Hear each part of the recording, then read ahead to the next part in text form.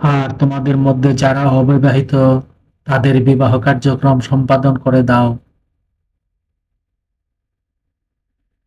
তোমাদের সৎকর্মশীল দাস-দাসীদের মধ্যে যারা বিবাহে সমর্থ তাদেরকেও, ও অভাবী হলে আল্লাহ তাদেরকে স্বীয় করুণায় ধনী করবেন।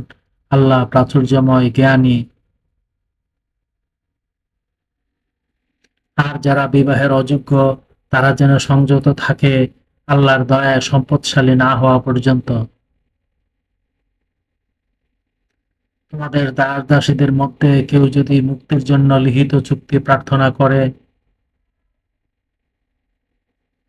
তবে তাদের সাথে লিখিত চুক্তি করো। যদি তোমরা মঙ্গলকামী হও, তবে আল্লাহর দেয়া সম্পদ থেকে তাদেরকে দান করো।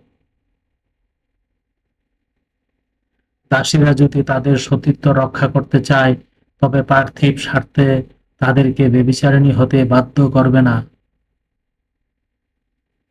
আর যে ব্যক্তি তাদেরকে বাধ্য করবে, জবরদস্তি করে, তবে আল্লাহ তো ক্ষমাশীল, পরম দয়ালু।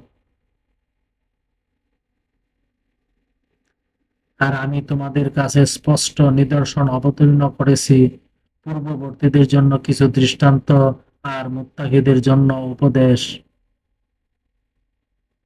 আয়াত ৩২, ৩৩, ৩৪, সূরা নূর, আল কুরআন।